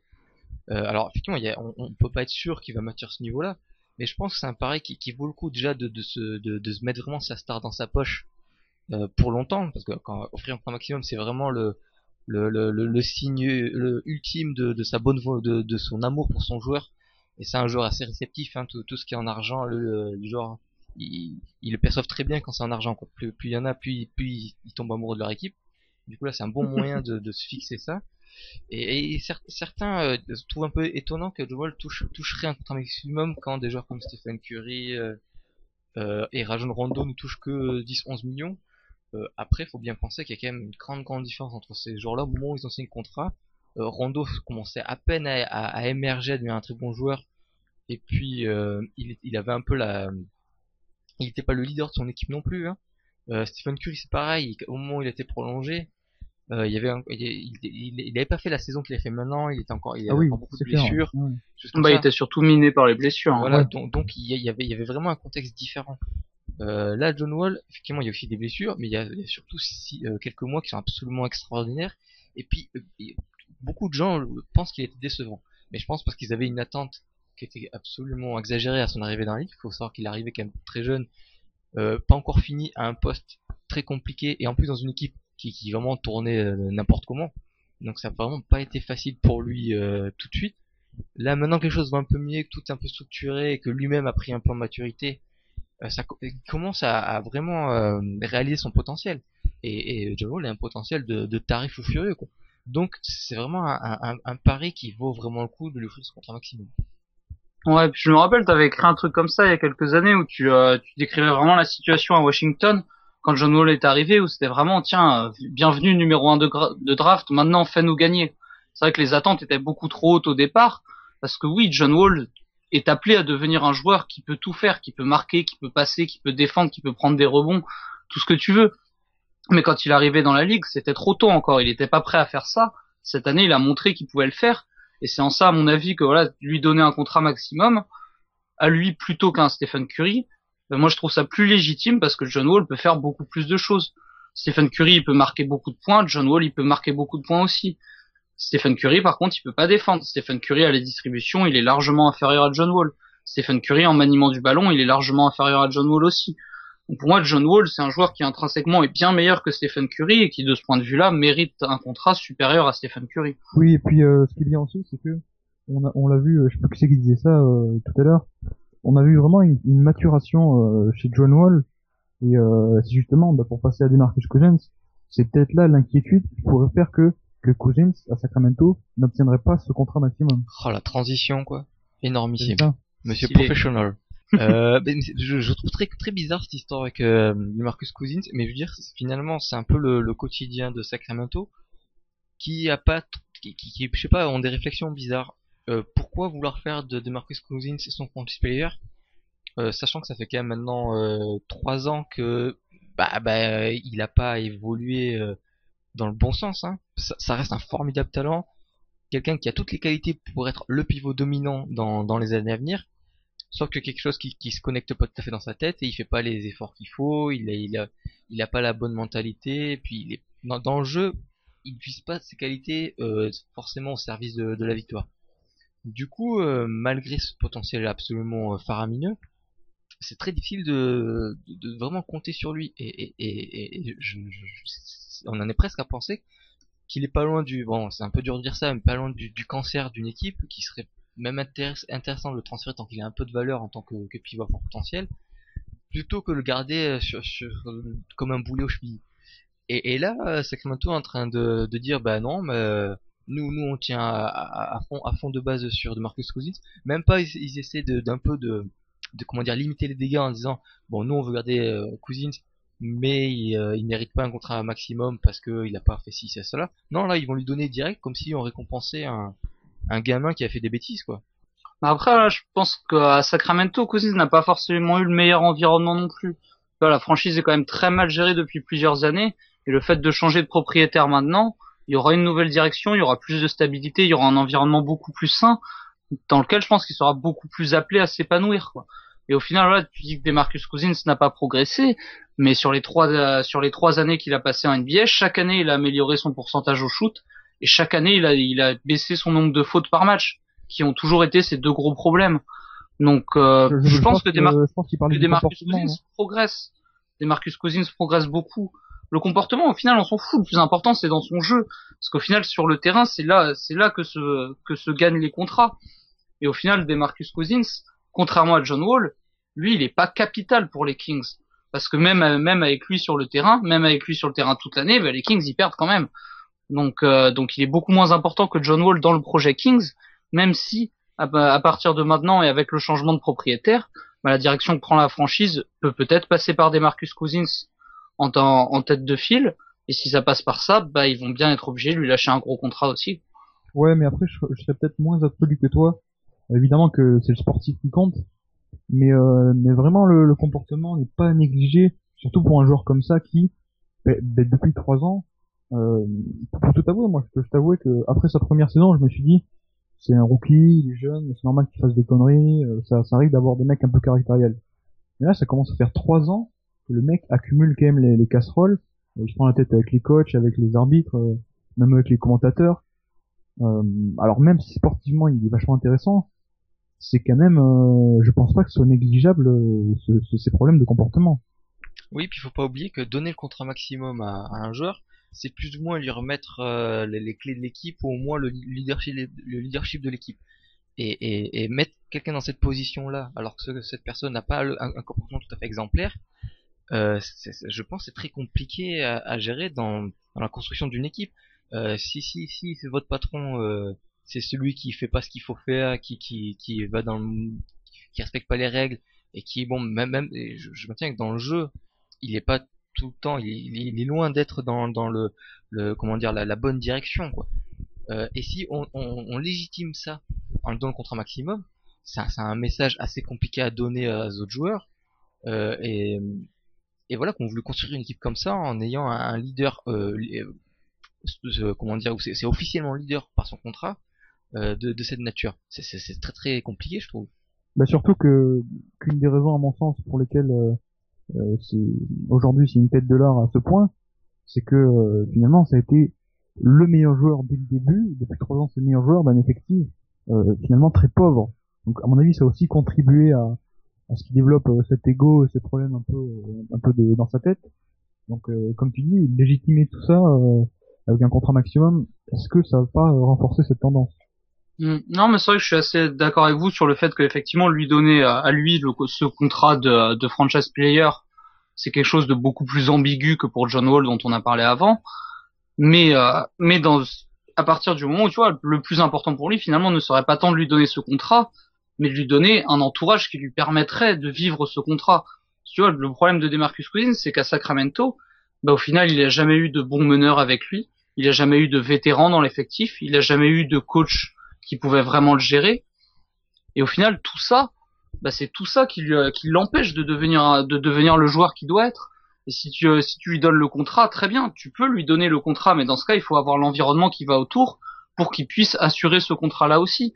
Parce que voilà, être le leader d'une équipe parce que t'es le meilleur joueur, c'est une chose, mais voilà, faut se rappeler que DeMarcus Cousins, il est le leader de son équipe depuis qu'il a 20 ans, et il n'en a que 22. Donc il a appelé, comme Wall, il a été appelé à être le leader beaucoup trop tôt. Et au final, contrairement à Wall, on lui a pas donné l'environnement pour qu'il puisse justifier toute cette pression et qu'il puisse vraiment porter l'équipe sur ses épaules. Il me semble que Guillaume, t'avais fait un article là-dessus en comparaison les situations de Washington et de Sacramento, et t'avais bien dit que voilà, Sacramento, contrairement à Washington, n'arrive pas à aller dans la bonne direction et à cleaner son effectif de tous les joueurs qu'ils pourrissent. Donc au final, voilà, moi je dis, Cousins, le contrat, moi je lui donne sans problème, du moment qu'il y a l'environnement qui va autour pour qu'il puisse le justifier tout seul. Après, c'est clair qu'il mérite un gros contrat, mais si tu lui donnes pas un contrat maximum, donc de 80 millions, tu peux quand même essayer de lui donner 60 ou 70, tu vois. Bah après, si, en théorie, n'importe quelle équipe aurait toujours intérêt à essayer de faire signer un contrat un peu moins que maximum quoi, enfin je veux dire le plus bas possible, dans tous les cas c'est dans son intérêt. Après on risque toujours d'aller au clash avec des joueurs comme ça parce que encore une fois c'est pas je dirais contre un maximum ou comme ça c'est pas juste c'est des millions mais c'est aussi une preuve de volonté. Quand le simple même si le simple fait de pas donner le contrat maximum même si c'est juste un peu plus bas, bah, il y a des joueurs qui pourraient le prendre comme se vexer un peu. Et Kevin Love l'a brillamment montré récemment en ayant un contrat de très très gros niveau, mais pas le contrat maximum. Et il a refigné tout le long, même s'il a signé le contrat quoi. Enfin, depuis il fait que s'en plaindre. Moi, je vois ce que tu veux dire Lucas par rapport à l'entourage de Cousins, c'est tout à fait vrai. Sauf que le fait de donner un contrat maximum, ça risque pas un peu de comment dire de fixer tout ça dans le béton, de fixer son comportement, de l'empêcher de se remettre en cause et d'en faire une espèce de pourri gâté définitif quoi. Bah il y a de ça, c'est sûr quoi. Si effectivement après les 3 années finalement assez compliquées que Cousins a eu à Sacramento, tu lui mets du pognon parce qu'au final un contrat maximum c'est quasiment un tiers de ton salary cap quoi. Donc voilà tu lui dis voilà bah au final voilà, t'as fait quand même bien de la merde pendant 3 ans. mais pour nous, tu es le joueur le plus important, tu vaux un tiers de notre équipe, ça légitime au final tous ces écarts de conduite. Mais comme je te dis, si au final tu lui mets un encadrement qui lui permet de s'épanouir, bah là le contrat, tu seras bien content de l'avoir mis, parce qu'un joueur comme Cousins dans un bon environnement, ça veut dire que tu le gardes pendant 5 ans. C'est-à-dire que de ses 22 à ses 27 ans, t'as Cousins dans ton équipe avec un environnement qui va autour, et bah ouais, là tu te retrouves avec le meilleur pivot de la ligue pendant des années. Et là t'es bien content de l'avoir mis, mais le problème c'est que de lui donner un contrat c'est une chose, mais si tu l'entoures pas et si tu lui permets pas de jouer à la hauteur de ce contrat, bah c'est vraiment de l'argent foutu en l'air. Oui, après, moi, je pense que, en rappelant les faits, donc, ils ont jusqu'au 31 octobre pour discuter d'une prolongation de contrat. Et ensuite, même si ça se fait pas, ils ont l'occasion, l'été prochain d'en faire un restricted free agent. Donc, moi, je vois ça comme ça. Même, il a des problèmes de comportement depuis 3 ans. Tu lui dis, bah, à cause de ça, nous, on va te donner, 60-70 millions. Tu négocies, jusqu'au 31 octobre ça. Bah, si ça marche pas, et ben t'attends de voir cette saison dans un meilleur environnement comment ça va se passer, et à l'issue de la saison prochaine, soit t'en fais un restricted free agent et toi tu lui donnes 80 millions, soit tu égales une offre de 80 millions d'un autre, mais ça peut être bien de temporiser cette année et de voir comment justement avec ce nouvel environnement il va s'en sortir. Bah c'est une bonne idée, quoi, mais si tu veux, pour un joueur qui marche à l'affectif comme Cousins, pardon, ça peut être un peu tendu aussi, parce que quand tu vois Eric Gordon, donc qui était restricted free agent donc aux Hornets à l'époque, bah quand il a eu des propositions qui venaient d'ailleurs, parce que les Hornets voulaient pas lui donner le contrat maximum tout de suite, il a eu la proposition de Phoenix, il a été sous le charme, il a dit c'est génial, moi je jouais que pour Phoenix. Au final New Orleans s'est aligné, et du coup depuis bah Eric Gordon il tire la gueule tout le temps, il est à côté de ses pompes sur le terrain, et avec Cousins qui marche vachement à l'affectif, tu prends ce risque là aussi de te dire voilà, ça bah, t'avait finalement blessé ça pour Eric Gordon, ça t'avait blessé. pas autant que lui, pas autant que lui. Non, mais je vois ce que tu veux dire, mais tu vois, on avait déjà parlé, il me semble, pour John Wall, c'était un peu pareil. Et finalement, le fait d'avoir attendu un an bah, dans cet environnement à Washington l'an passé, qui était finalement mieux qu'auparavant, bon, on a pu voir de réels progrès, tu vois. Et aujourd'hui, c'est beaucoup plus légitime de lui offrir ça. Légitime si tu veux, mais comme je te dis, c'est peut-être un peu risqué aussi vis-à-vis d'un joueur qui est aussi émotif. Et est-ce que du coup, bon, je connais à peu près votre réponse à mon avis, mais est-ce que ça serait pas justement l'occasion pour l'échanger Demarcus Cousins? Fallait le faire avant. C'était avant. Plus on attend Cousins, plus il perd sa valeur. Et puis plus je veux dire, une équipe elle voudra bien tester un Cousins si elle est sûre de l'avoir pour 2 ans, pas trop cher comme là. Bah attends, Nico, regarde le cas de James Harden, c'est pareil. Tu l'échanges, si tu l'échanges à une équipe, elle peut le re-signer au maximum. Oui, non, mais attends, Harden, on savait qu'il était bon, on savait qu'il allait être utile dans une quoi qu'il arrive. Là, Cousins, Cousins un peu quand même, non? Non, là, Cousins, tout le monde est un peu, sinon le transfert, enfin, je sais pas, mais là, Cousins, on est tous il y a toujours un gros risque avec lui. On sait pas ce que ça va donner. Donc, ce qui était intéressant, c'est avant de l'échanger déjà parce qu'il avait plein plus de valeur, plus de potentiel. Parce que plus le temps passe, plus le potentiel s'amenuise tant que le joueur progresse pas. Et donc il y a un an avant, une équipe pouvait se dire bon, je peux être intéressé par Cousins parce qu'il est encore jeune, il a pas encore été bien cadré, il y a encore du potentiel, et en plus j'ai 2 ans sur son contrat rookie, donc à la fois pas trop cher et suffisamment longtemps pour justement ou retravailler tout ça, ou prendre le temps de voir si finalement c'est un cas fini et récupérable ou pas. Là il y aura qu'un an, il va falloir se décider vite sur sachant qu'il y a toujours le même risque. Du coup, je pense pas qu'il y a beaucoup d'équipes qui vont se mouiller et lâcher beaucoup en échange d'un joueur aussi risqué, quoi. Mais non, je te parlais du Garden parce que c'est finalement le schéma le plus potable. Bon, je pense que t'es un peu sévère quand même avec Cousins, mais dans l'esprit de certains general managers, à mon avis, Cousins c'est quand même assez intéressant. Et je pense qu'il serait pas contre de l'échanger pour pouvoir le re-signer tout de suite. Je sais pas ce que t'en penses, Lucas, mais à mon avis, il y a des équipes intéressées, non? Il y a des équipes intéressées forcément, quoi, mais comme l'a dit Nico aussi, voilà, il est en fin de contrat, Cousins, donc si tu le prends, t'es pas sûr de le garder. Donc non, si tu l'échanges, ouais, mais si tu veux, voilà, James Harden, voilà, il est venu à Houston, il a signé tout de suite. Mais si C'est pareil pour Cousins. bah après tout dépend de l'équipe. Par exemple, mettons que Parce que Sacramento, ils vont vouloir une contrepartie intéressante aussi. S'ils laissent partir Cousins, ils ont plus de pivot. Donc ils voudront un pivot. Mettons un pivot qui est à un bon niveau, qui a à peu près le même salaire que Cousins, à peu près le même âge. Mettons, t'as Enes Kanter à Utah. Tu penses que Cousins s'y re-signerait à Utah? Moi, j'en suis pas certain. Surtout que lui, il a dit qu'il voulait rester à Sacramento. Et qu'il a même dit que si la franchise bougeait à Seattle, lui, il s'en irait. Donc lui, voilà, le fait que la franchise reste à Sacramento, il a vraiment envie de rester. Et si tu le transfères ailleurs, bah, l'équipe qui le reçoit, elle est beaucoup moins sûre de le re-signer que dans le cas de Houston. C'est vrai. Oui. Et puis si elle signe direct et que ça foire complètement, elle aura un gros et sale contrat sur l'estomac pendant un bon moment. Donc il y a vraiment un gros risque. C'est pour ça que je pense, c'est assez compliqué de faire enfin, c'est faisable. Je veux dire, si Sacramento veut récupérer d'une bonne valeur en échange, ça va être compliqué. Oui, et puis de toute façon, je pense qu'encore une fois, c'est bien de temporiser et puis de s'en servir comme valeur dans un échange pour peut-être la prochaine draft. Oui, mais même là, plus t'attends, plus ce que t'auras de chance sera faible. Sauf si Cousins progresse, fait une année formidable, quoi. Enfin, une année prometteuse. Ouais. Ça, c'est autre chose. Peut-être on peut passer à Paul George, peut-être. C'est pas une mauvaise idée. Non, bah alors Paul George, bah alors moi c'est une question intéressante Paul George parce qu'effectivement il est arrivé à NBA drafté 10e avec un profil très intéressant mais quand même plutôt complémentaire de shooter assez athlétique et alors, je sais plus trop si on dit qu'il est un bon défenseur ou pas mais au minimum athlétique et bon et excellent shooter. Mais c'est assez limité comme profil et finalement il est arrivé il a progressé à prendre un peu plus d'ampleur dans cette équipe de sorte à ce qu'on peut imaginer, soulignons le imaginer pour l'instant, hein, qu'il puisse un jour être le franchise player de cette équipe ou au moins le leader, ce qui est pas faux. Après, je pense qu'il faut quand même mettre pas mal de si autour de Paul George, parce que s'il a été vraiment très intéressant ces derniers temps, il faut faire attention à sa petite tendance à trop se prendre pour un franchise player et à prendre des mauvais tirs et en quelque sorte devenir Dan Granger, c'est-à-dire faire des choses qu'il fait pas de manière efficace, donc prendre des tirs de franchise player mais de pas les rentrer, c'est-à-dire tourner à 40% de réussite, ce que de temps en temps il a fait.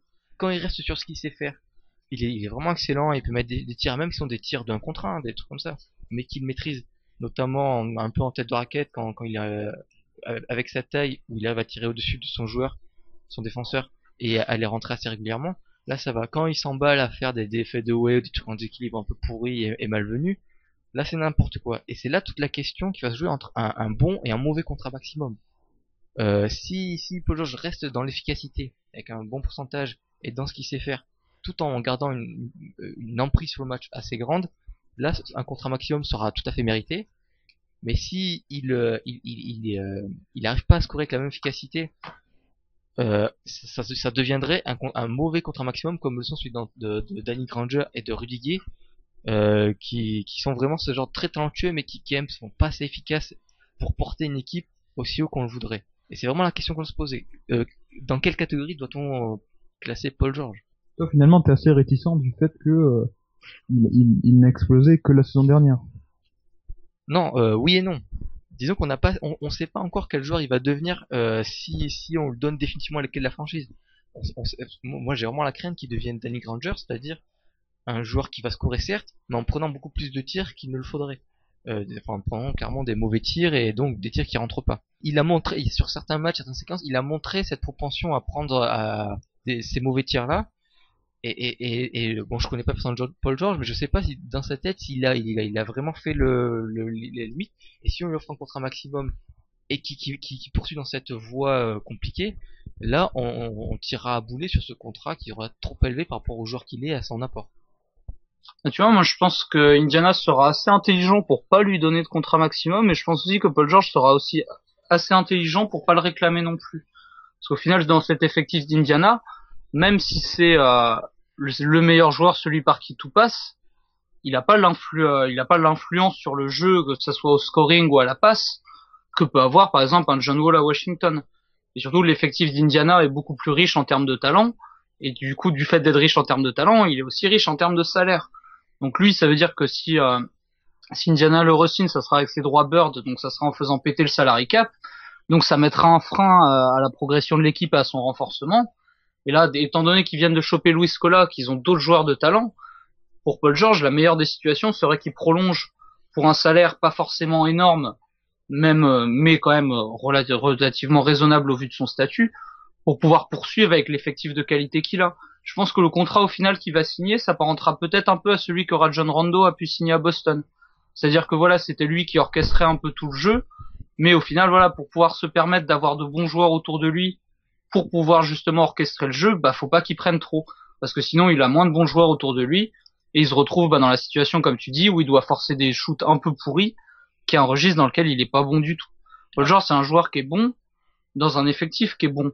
Pour le moment on l'a pas vu en tant que superstar ou dans un effectif assez mauvais. Donc effectivement partant de ce postulat-là, ça me semble un peu tendu de lui donner le contrat et je pense que même dans sa tête, lui il doit se dire qu'il serait pas forcément il serait pas forcément gagnant du fait d'avoir un contrat énorme comme ça. Je suis assez d'accord avec ce que tu dis, sauf que en général, et ça c'est assez typique, hein, les joueurs NBA ont un agent à côté d'eux, lequel agent, lui son but plus ou moins d'avoir signé le plus gros contrat possible, parce que lui il touche un pourcentage, donc plus c'est gros plus il touche. Et puis c'est aussi comme ça qu'ils font valoir leur cote auprès des autres joueurs pour signer des nouveaux joueurs. Hein. Donc ces agences comme ça, les agences comme ça que ça fonctionne. Et lui, je pense que cet agent-là, il va le pousser dans l'autre direction. Tout simplement parce que déjà, Paul George, en ce moment, il a une cote un peu exagérée, je trouve. Tout le monde le voit comme un futur grand. Alors c'est possible, hein, mais c'est un peu prématuré. Mais le problème, c'est que si cette opinion-là persiste, l'agent, il va se dire, mais attendez, vu le buzz qui est un peu autour de lui, je suis persuadé que l'été prochain, on va me proposer un contrat maximum. Alors pourquoi accepter un contrat moindre d'Indiana alors que l'année prochaine je serais susceptible d'avoir un contrat maximum. Et c'est ce qu'il va lui dire et en général ses agents poussent les joueurs à voir les choses de cette manière-là. Oui, c'est ça. Bah, Même si c'est vrai que ce serait peut-être dans son intérêt de prendre un peu moins d'argent, c'est vrai que le raisonnement des joueurs en général, c'est d'essayer de prendre le plus d'argent, que ce soit pour s'assurer une sécurité financière ou pour, comme tu dis, pour les agents. Mais après, moi, je me dis également que si t'es Indiana aujourd'hui, tu regardes l'effectif, est-ce que cet effectif est prêt pour jouer le titre? À mon sens, il l'est. Et finalement, Paul George, même si on sait pas finalement si c'est une bonne saison ou est-ce qu'il a vraiment confirmé ou pas, je pense qu'un contrat maximum pour finaliser, pour sécuriser cette dernière pièce au puzzle d'Indiana, je pense pas que ça soit non plus ahurissant, quoi. et tu vois, tout à l'heure on parlait de James Harden. Je pense que le parallèle avec James Harden est plus intéressant à faire avec Paul George qu'avec DeMarcus Cousins, parce qu'au final c'est un peu la même situation. Harden, voilà, il a eu une saison où il a vraiment explosé. Paul George là c'est un peu la même. Et au final voilà, sauf que contrairement à Harden, Paul George il est pas dans une équipe où on a filé des gros contrats à tout le monde et lui on lui a dit eh bah toi non en fait t'en auras pas. Là, en l'occurrence, à Indiana, bah, y a personne qui a ce contrat maximum. Hibbert, il a un gros contrat, mais raisonnable. West, il a un gros contrat, mais raisonnable. Granger, il a un gros contrat, mais raisonnable, et en plus, il y a de fortes chances pour qu'il parte. Et a priori, Paul George devrait avoir un contrat légèrement supérieur à tout le monde, ce qui ferait de lui le joueur le mieux payé de l'équipe.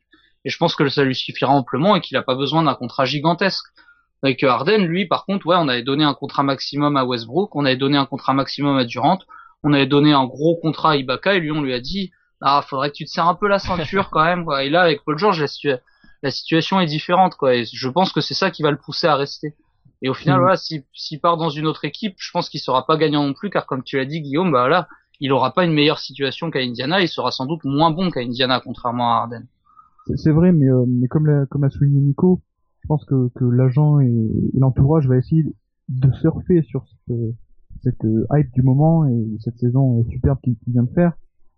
Et clairement, s'il venait à décevoir la saison passée, ben finalement c'est maintenant, après la saison qu'il a fait, c'est maintenant qu'il faut aller chercher le gros contrat, tu vois ce que je veux dire. Oui, c'est vrai Mais que après tu vois même je suis pas sûr que quelqu'un soit prêt à le lui filer ce contrat là quoi. Parce que Paul George aussi bon qu'il soit, bah quand tu regardes de plus près, bah c'est juste 17 points à 42% quoi. Donc pour un contrat maximum, c'est quand même relativement peu quoi. ah, mais c'est tout à fait vrai. Mais comme on dit, le buzz il est là et l'agent il va essayer de profiter au maximum du buzz du moment pour dire attendez les gars, enfin il va dire à Indiana attendez les gars, vous voyez la cote de mon poulain là, l'année prochaine vous allez devoir matcher, vous allez galérer pour l'avoir, il va y avoir des offres d'autres équipes, tout ça, il y aura pas la même pression. Donc si vous voulez être sûr de l'avoir, c'est maintenant et c'est un contrat maximum. Et je pense que ça c'est vrai qu'il y aura une espèce de petit bras de fer qui va se jouer. Et en général, c'est pas les équipes qui les gagnent ces bras de fer, d'où les joueurs surpayés qu'on voit en général, quoi. Après là, on parle pour le contrat maximum, on parle d'une l'éventualité que Paul George déçoive par la suite et que ça ne soit qu'une saison surfaite. On parle beaucoup de ça à l'instant. Mais franchement, je pense qu'il y a vraiment un potentiel chez lui. Même si il est qu'à 17 points, 42%, faut savoir il n'a pas été toute la saison l'option numéro 1 de l'équipe. Même s'il venait à décevoir, bah, il est quand même superbe défensivement. Il sait un peu distribuer le jeu. Donc franchement, il y a quand même un gros potentiel et il sera amené de toute façon à prendre le leadership que détient pour le moment David West. Donc encore une fois, je pense que oui, il faut essayer de lui donner un peu moins que le contrat maximum parce que c'est toujours bien d'avoir de la place pour recruter des free agents de qualité pour compléter l'effectif. Mais ça serait pas scandaleux de lui filer finalement 80 millions. Bah, honnêtement, je dis, s'il est bon et s'il est aussi bon, et moi je suis d'accord avec toi qu'il a un potentiel, mais s'il est aussi bon, c'est aussi parce que l'environnement lui correspond bien. Un peu comme Rajon Rondo à Boston, comme je disais tout à l'heure, parce que Rajon Rondo, l'an prochain, on va vraiment voir s'ils vont un plus gros contrat que celui qu'il a actuellement. Donc Paul George, voilà, à mon avis, il mérite un contrat légèrement supérieur à celui de David West, légèrement supérieur à celui de Roy Hibbert. Et au final, tout le monde y trouvera son compte et il y aura toujours la même cohérence dans l'équipe, ce qui au final fait sa force. Et puis Paul George, au final, sera reconnu à sa juste valeur. Et je pense que, de toute façon, son agent peut pas vraiment lui monter la tête comme ça. Paul George, même s'il est très bon, même s'il a un potentiel, sur le papier, tu regardes, Danny Granger, quand c'était lui la star d'Indiana, il marquait quand même 10 points par match de plus que Paul George. Au final, l'équipe allait beaucoup moins loin. Donc voilà, Paul George, voilà, il aura un contrat, qui sera peut-être à la hauteur de celui que Danny Granger a actuellement. Et au final, c'est à peu près comme ça que ça devrait se passer. Ouais. Bon, après, c'est pas non plus le même profil de joueur, Danny Granger et Paul George. Non, c'est sûr, quoi, mais mais au niveau de l'importance dans l'équipe, voilà, ils ont été chacun leur tour le meilleur joueur de l'équipe, sans être finalement la superstar niveau MVP, mais ça a toujours été des bons joueurs, des All-Stars à un niveau finalement assez régulier, qui méritent finalement des contrats de All-Star, mais pas des contrats de superstar. Est-ce que vous l'imaginez finalement quitter Indiana, ou est-ce que Indiana peut se permettre de le laisser filer, je sais pas, on parle de Los Angeles ou quoi? Je pense pas qu'Indiana va le laisser filer. Je pense que la négociation va être peut-être un peu longue, que ça va durer un peu, que ça va peut-être même aller jusqu'à l'été prochain et la possibilité pour d'autres équipes de lui faire des offres. Mais je pense que dans tous les cas, ils vont s'aligner. Petite réserve quand même, selon la saison qui va passer là, mais je pense qu'elle va être à peu près du même acabit que l'année qu'il a fait, peut-être un peu mieux, surtout si Indiana fait bien son boulot et qu'il arrive à bien cadrer son jeu, ce que j'espère qu'ils le feront. Je pense que bon, du coup, il sera pas décevant, Paul George, et là, je pense qu'ils feront tout pour l'avoir, quitte à matcher n'importe quelle offre, quoi. Du coup, on parlait de Paul George. Éventuellement, moi, j'aimerais bien qu'on parle d'un autre joueur de cette draft 2010 qui pourrait prétendre à un gros contrat aussi. C'est Greg Monroe de Détroit. J'ai peur que tu parles de Luc Babbitt, mon ami. Non, bien sûr que non. Ça viendra juste Greg Monroe, du coup, ouais. Ouais, moi, pour l'instant, de ce qu'il a montré, je suis pas fan de lui filer contrat maximum. Un contrat un peu comme Stephen Curry ou Drew Holiday, genre 55 millions. Oui, clairement, parce qu'il y a quand même un potentiel, il est pas mauvais, il est encore jeune. C'est un pivot. Mais de là en faire le franchise player en lui filant 80 millions de dollars, non, pas encore. Le truc, c'est que, encore une fois, il va quand même avoir un bras de fer, parce que Monroe dans sa tête, et quand je dis Monroe, je parle aussi de son agent. Ils vont se dire, c'est un pivot avec des bonnes mains qui fait des stats, c'est assez rare. Est-ce que la valeur sur le marché est pas plus élevée que ce qu'on va me proposer? Est-ce que si Detroit me propose pas de contrat maximum, est-ce que j'ai pas une chance d'en avoir un avec une autre équipe, ou alors pour ce même prix d'aller dans une équipe de meilleur niveau? C'est ça ce qui va se dire. Il va pas juste se dire ah ouais, effectivement je vaux pas un contrat maximum, alors je vais accepter 10 millions par an. Non, il va se dire quelle est la meilleure situation pour moi, ou financièrement ou sportivement. Et si elle est pas à Détroit, elle sera pas à Détroit. Et il acceptera pas les offres de Détroit. Oui, parce que de toute façon, comme tu l'as dit, un pivot talentueux, c'est toujours un peu plus rare que les arrières. Et il y aura clairement de toute façon des gens intéressés. Mais je pense pas que Détroit ou d'autres équipes soient intéressés pour lui filer un contrat maximum. Bah après, tu vois, tu disais, voilà, un contrat à peu près à la hauteur de celui qu'a Stephen Curry. Au final, voilà, ce contrat-là, c'est le genre de contrat qu'ont DeAndre Jordan et Javal McGee. Est-ce que dans la tête de Greg Monroe, il va pas se dire, je suis quand même largement supérieur à ces deux joueurs? Parce qu'il l'est. Au final, il est quand même largement supérieur. Et au final, voilà, Greg Monroe, c'est quand même un joueur qui aurait pu être All-Star en 2012, qui aurait même dû être All-Star en 2012. Si, en 2012, si. 2005, d'accord. Ouais, mais c'est dégueulasse quand même, hein. Un joueur qui fait pas vraiment gagner son équipe, qui est un peu limité en défense. Ça me fait mal quand même. Mais admettons. C'est vrai que c'était fait. Par contre, je pense que Javel McGee et DeAndre Jordan gagnent un peu moins quand même. Je crois que c'est de l'ordre de 35-40 millions. Bah, ils touchent 10 millions par an, ils touchent les deux. Voilà, alors que Stephen Curry, Joe Holiday et tout, moi je pensais ça tape dans les 11-12 millions. Ouais, bah 1 million près, tu sais, Monroe il se dit ouais, y a pas 1 million d'écart entre moi et DeAndre Jordan, il y en a au moins 4 ou 5. Hein. Mais est-ce qu'il mérite plus? Mais c'est pas ça la question. C'est jamais ça la question. Après, tout dépend du projet au final, quoi, parce que là, finalement, Détroit a bien taffé pour faire une équipe assez solide. Et c'est un peu la même situation que Paul George. Greg Monroe, c'est le meilleur joueur de l'équipe. C'est pas une superstar non plus. Donc c'est à lui de voir si il est prêt à s'engager dans le projet Détroit en se disant bah voilà, je vais prendre un gros contrat, mais pas trop quand même, parce qu'on a d'autres joueurs en développement derrière qui voudront des gros contrats aussi, au final qui vont avancer. Et j'ai pas envie de vivre l'exemple Oklahoma City, au final tout le monde se barre parce qu'il y a plus de pognon pour tout le monde. Mais d'un autre côté, il peut se dire aussi, bon bah voilà, moi je suis un des meilleurs pivots à l'Est, ben je peux avoir le contrat que je veux au final, quoi. Donc je pense qu'il va être partagé un peu entre les deux, et au final tout va dépendre de ce que Détroit va lui proposer. Si Détroit le surprend, comme par exemple Memphis avait pu surprendre Rudy Gay en lui mettant directement le gros contrat sur la table alors que Rudy Gay s'y attendait pas du tout, si Détroit fait ça, bah Monroe il re-signe dès demain. Par contre, si Détroit il va un peu timidement en faisant comme Milwaukee a fait avec Jennings cette année, en laissant un peu couler le truc, on attend de voir, etc. Bah là, par contre, oui, il y aura des chances pour qu'il se barre. Et puis, c'est vrai, je comprends la loi du marché, mais en tant que, comment dire, si je suis un dirigeant NBA, ça me dérange quand même de mettre 15 millions sur Greg Monroe. Oui, mais t'auras peut-être pas le choix, c'est ça le truc. T'as beaucoup. C'est vrai, mais bon. Et puis pense, hein, si tu te mets dans la tête d'un joueur, Monroe, par exemple, du coup, il va se dire. Quel risque je prends à accepter moins d'argent? D'une part qu'il y ait un mec qu'on confie plus d'argent à un autre mec dans la même équipe.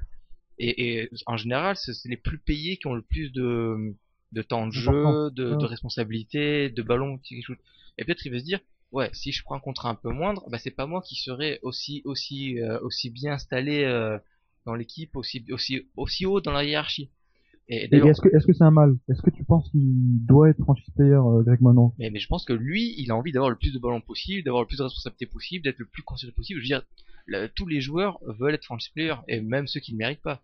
Ça, c'est, je veux dire, Sean Marion, quand il est parti de Phoenix au sommet de sa gloire pour aller se planter à Miami, c'était parce qu'il voulait être franchise player, alors qu'il n'avait pas du tout le niveau ni même le profil. Et ça c'est courant, ce genre de choses. Donc il va se dire, même s'il est pas franchise player, il voudra au moins être le deuxième meilleur joueur ou des trucs comme ça. Et plus on accepte de baisser son salaire, plus on accepte plus ou moins de baisser dans la hiérarchie, enfin de potentiellement baisser dans la hiérarchie. C'est pour ça que c'est assez compliqué. Et la question qu'on doit vraiment se poser, c'est que si on est Détroit et que Greg Monroe dit moi je veux le contrat maximum quoi qu'il arrive, est-ce qu'on accepte sa volonté ou est-ce qu'on l'envoie balader? C'est ça, moi Greg Monroe c'est un joueur que j'aime beaucoup, donc moi je serais vraiment très enclin à le garder, surtout si je suis Détroit, parce qu'au final voilà, il a quand même une importance dans l'équipe, quoi. Il est vraiment capital à la construction de cette équipe. On parlait tout à l'heure de Cousins à Sacramento. Voilà, si Cousins c'est plus dans l'équipe, voilà, de toute façon l'équipe est nulle, ça change rien. Tandis qu'à Détroit, l'équipe elle arrête pas de progresser au final. Et plus ça va, plus ils rajoutent des pièces intéressantes. Et le fait de perdre Monroe, c'est comme pour Wall, au final, tout ce que tu as construit depuis des années, au final, tu es obligé de recommencer plus ou moins. Parce que bon, Monroe, si tu le laisses partir, tu pourras toujours compenser en signant un free agent. Mais au final, si tu signes un free agent, tu lui fileras un contrat plus ou moins similaire à celui que tu aurais donné à Monroe. Sauf que Monroe, au final, tu peux continuer à le re-signer avec ses droits Bird, et tu peux surtout le garder plus longtemps que si tu signais un free agent. Et tu lui donnes combien alors, toi? Non, tout dépend combien il demande. Au final, ça va surtout être ça. D'accord. Je pense que voilà. S'il demande avec vigueur. S'il demande, ça dépend de la saison prochaine surtout. Ça va beaucoup dépendre de la saison prochaine. Parce que tu vois, là, cette saison, pour la première fois, il est descendu en dessous des 50% au shoot, alors que sur les autres saisons, il avait un des meilleurs pourcentages de réussite de la ligue. Donc il faut voir aussi. Donc Parce que tu le signes pas maintenant alors. là, je le signe pas maintenant, sauf s'il réclame. S'il vient réclamer, effectivement, je peux lui faire une proposition. D'accord. Mais parce que le risque, c'est que si t'attends une année et que tu te dis finalement il mérite pas 80 millions, j'aimerais lui donner un peu moins, mais qu'il y a quand même une équipe qui lui donne, bah soit tu lui donnes le maximum, soit tu seras obligé de laisser passer. Alors que si tu négocies dès cet été, tu peux négocier à l'overthink sans t'inquiéter que notre équipe vienne. C'est ça, là, tu peux éviter une situation à la Brandon Jennings, c'est sûr. Bah, Voilà. après, aller au forcing, c'est jamais bon. Je veux dire, se mettre à mal avec son joueur, c'est compliqué aussi, hein, d'avoir des discussions houleuses, même si elles aboutissent par un contrat, mais que finalement, ça fait du grabuge. Peut-être le joueur va avoir moins de bonne volonté, des choses comme ça, quoi. Je veux dire, Eric Gordon, Kevin Love, bon, Eric Gordon c'est un petit peu différent, mais Kevin Love ou voilà, qui s'en est pas remis apparemment de son gros contrat qui est quand même pas assez gros. Et puis rien que le fait qu'une équipe, je veux dire, il y a des joueurs qui prennent mal, rien que le fait qu'une équipe cherche à le payer un peu moins cher, quoi, juste cherche à négocier, c'est un peu aberrant. Mais il y a des joueurs qui pensent comme ça, disent ah bah si vous voulez pas me donner un contrat maximum, c'est que vous avez pas autant de considération pour moi que je l'espérais. Enfin des choses comme ça, il y a vraiment l'affectif joue beaucoup dans les propositions qu'il y a en fait. Et c'est pour ça que c'est assez cruel et compliqué pour les dirigeants. C'est que souvent ils sont plus ou moins dos au mur parce qu'ils sont dans quelle que soit l'option qui se pose devant eux, tous il y en a aucune qui est parfaite, tous elles ont un peu des problèmes. Et tu vois, moi, si je suis Joe Dumars, au final, moi, ce que je fais un peu comme Memphis avait fait avec Rudy Gay. Je lui propose directement un gros contrat, pas un contrat maximum, mais directement un gros contrat. Et voilà, et là, directement, là, Greg Monroe, il peut voir qu'on lui fait confiance. Voilà, on lui dit, voilà, même si t'as fait une saison un peu en dessous de celle que t'avais fait auparavant, bah, pour cette année-là, l'année qui vient, bah, nous, on s'en fout, on te fait confiance sur les 6 années qui viennent. Et on te met en plus un gros contrat. C'est pas un contrat maximum, mais c'est un gros contrat, on te fait confiance, t'as rien à nous prouver. Et là, je pense que voilà, c'est quelque chose qui peut plaire à un joueur comme Greg Monroe. Et au final, voilà, qui se dit, bah, peut-être qu'au final, je vais faire une saison décevante. Et là, on me met directement un gros contrat sur la table, bah, je signe et je reste. Et au final, Phoenix avait fait ça avec Boris Dio, où il lui a mis directement un gros contrat sans qu'il ait besoin de jouer son année pour aller gagner son contrat. Et Boris Dio, du coup, l'avait signé directement. Et c'était un contrat qui était pas gigantesque, mais qui était grand pour le potentiel qu'il avait à l'époque. Et au final, tu vois, Greg Monroe peut lui proposer ça. Un contrat qui est grand par rapport à ce qu'il a prouvé pour le moment, mais qui au final peut être trop petit par rapport à ce qu'il pourrait demander à la fin de la saison. Voilà, tu prévois de surpayer un peu pour t'assurer à la fois sa bonne volonté et éviter, si en cas de bonne saison, éviter qu'il y ait une surenchère. Demande encore plus, tu vois. Voilà. Mais après, du coup, tu prends le risque qu'il plante. Si tu veux, je surpaye le Greg Monroe de 2013, mais je prends aussi, mais du coup, je m'assure de pas avoir à surpayer le Greg Monroe de 2015. Mais du coup, t'as un petit risque quand même qu'il déçoit et qu'il soit surpayé, je veux dire définitivement, quoi. Voilà, mais dans ce cas-là, si je fais ça, je me dis, bah, je lui fais confiance, quoi. Et au final, Greg Monroe, moi, c'est un joueur à qui je ferais confiance, parce que c'est un joueur qui est très régulier aussi. J'ai une dernière petite question par rapport à Détroit. Alors, vraiment avec des pointillés, parce qu'on n'en est vraiment pas là. Mais je veux dire qu'ils sont en train d'assembler beaucoup de talents, que pour l'instant pas encore tout à fait confirmé, mais sait-on jamais. Avec donc Monroe, Brandon Knight, André Drummond et cette année Caldwell Pope. Est-ce que et maintenant Joe Smith qui est venu, est-ce que quand on est des trois, on commence à se dire, bah dans 3-4 ans, si tout le monde est aussi bon qu'on l'espère, va falloir faire des choix parce que on n'aura pas les sous pour signer tout le monde. Est-ce que c'est une réflexion qu'on doit tenir compte là, ou c'est un peu, comme on sait pas ce que vont devenir les joueurs, c'est tellement tôt, vaut mieux assurer ce qu'on a là maintenant, les signer là et après on verra pour la suite, ou qu'on sait déjà calculer, essayer de voir s'il faudra pas réduire certains salaires. Enfin voilà, si on arrive à mettre tout ça en place, est-ce que déjà vous ça rentre dans votre calcul, ou vous assurez les choses et vous signez vraiment Monroe à un prix assez élevé dès maintenant? Bah moi ça rentre dans mon calcul, tu vois, le fait de lui filer un contrat gros, mais au final raisonnable, quoi. Parce que je me dis, comme ça, je lui donne tant, ça veut dire qu'il me restera tant de marge en telle année, etc. Alors que si j'attends la fin de la saison et que je suis obligé de mettre directement le contrat maximum, là, par contre, je peux plus calculer, j'ai plus de marge. Et raisonnable, c'est quoi? C'est combien pour toi, raisonnable? Bah, honnêtement, moi, quand je vois le prix d'un Jamal McGee qui a 10 millions, moi, je me dis, bah, je lui file 12-13 la saison. Et je pense qu'avec ça, avec ça, Greg Monroe, il sera content et moi aussi. Oui, voilà, on est bien d'accord. Sachant qu'un contrat maximum, en moyenne, c'est quoi? C'est 16 millions? En moyenne, parce que en général, c'est progressif. 16, ouais. C'est Pour un joueur drafté, c'est 16. C'est 20. Non, mais Non, maximum, mais ça après, là, en sortie de contrat rookie, ouais, c'est 80 millions sur 5 ans, quoi. Donc ça fait 16 la saison. oui, voilà. On parle en moyenne de 16. Après, c'est progressif, quoi, mais ça, Ah ouais. Au début, ça fait une moyenne de 16 la saison. c'est ça, au début, ça commence à 14 et ça finit à 20 en général. Il y a d'autres, deux, trois cas intéressants également. Bon, évidemment, on parlera pas de contrat maximum, mais ça peut être intéressant vous pouvez me dire combien d'argent vous mettriez sur la table pour lui. Je pense à Evan Turner, par exemple. Ah, lui, c'est le moment de signer le contrat maintenant, parce que sa cote est vraiment pas large. Et c'est le moment de lui signer un contrat, donc qui sera pas très grand, qui sera en dehors de, je pense, 7 ou 8 millions. Et là, justement, il aura les clés de la franchise. Donc, pendant une année, même si c'est une année qui compte pour du beurre, il va pouvoir vraiment montrer ce qu'il sait faire. Du coup, il y a vraiment une probabilité assez importante qu'il au minimum gonfle ses stats et même montre qu'il vaut vraiment la position de draft qu'il avait. Du coup, il risque vraiment de prendre beaucoup de valeur l'année prochaine, quoi qu'il arrive. Même si Philadelphie perd toujours autant, parce que ses stats auront gonflé de toute manière. Vu ce pourcentage est dégueulasse, il aura quand même rempli la feuille de stats. Ouais, et du coup, vous voyez vraiment ce risque-là pour Turner, qu'il explose même seulement sur le papier, même seulement sur la feuille de stats. Ça veut pas dire qu'il sera un bon joueur, mais du coup, forcément, sa valeur aura augmenté, du moins dans l'esprit des gens. Du coup, c'est maintenant là, alors que sa cote est encore basse, qu'on sait pas encore ce qu'il va faire, qu'il peut être intéressant de lui filer un contrat qui sera plutôt moyen, de l'ordre 6 ou 7 millions, sachant que celui d'après, normalement, sera largement plus haut. Un peu à l'image de Oji Mayo, qui a signé à 5 millions cette année, et là, cet été, il a augmenté, bon, seulement de 2 millions, mais je pense qu'il aurait pu augmenter de beaucoup plus, normalement. Bah, c'est ça que j'allais vous demander, justement, si vous signez, dans l'idée de signer Evan Turner sur un peu un contrat d'ordre moyen comme ça, sur combien d'années? Ah, moi, le max, je pense que ça vaut le coup parce que je pense qu'un Evan Turner, ça garde de la valeur. Pas cher, ça garde de la valeur parce que mine de rien, c'est vraiment un all-around player qui fait beaucoup de choses sur le terrain et qui se donne toujours à fond. Donc même en genre de complément, même si on ne le fait pas scorer, ou chez le moins sur des petits trucs, c'est intéressant. Ce sera décevant par rapport à son positionnement de draft, par rapport à ce qu'a voulu, à ce qu'espérait de lui Philadelphie. Mais pour toute autre équipe qu'il a récupéré à ce prix un peu faible et en échange de peut-être pas tant que ça, c'est toujours très intéressant d'avoir cet Evan Turner là. Donc moi je signe pour le plus longtemps possible, je sais que dans tous les cas il servira. Bah, moi, franchement, je suis vraiment pas contre de lui filer dès cet été 45-50 millions, parce Parle que en millions de l'année s'il te plaît. Comment? Pas en millions par an, c'est plus clair.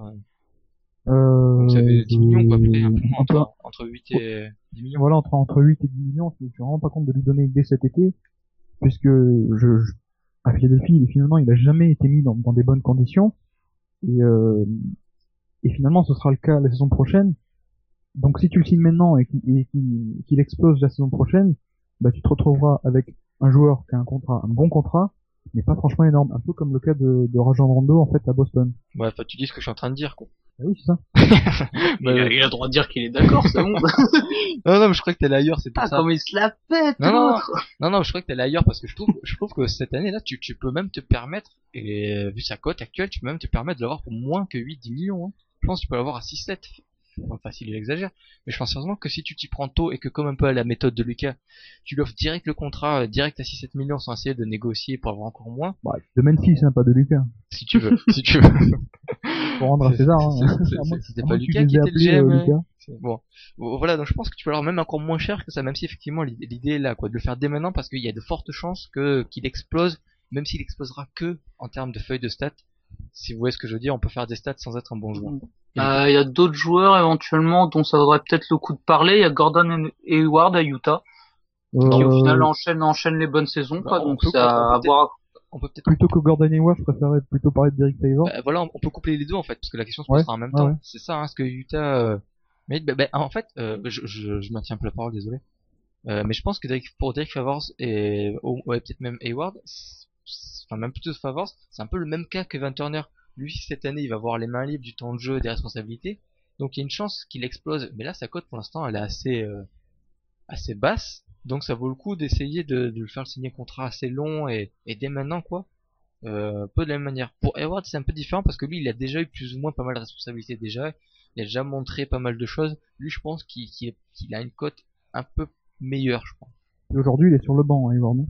Non, et puis ce qui est pour revenir avec Derek Favors, c'est que Utah l'a pas toujours très très bien traité.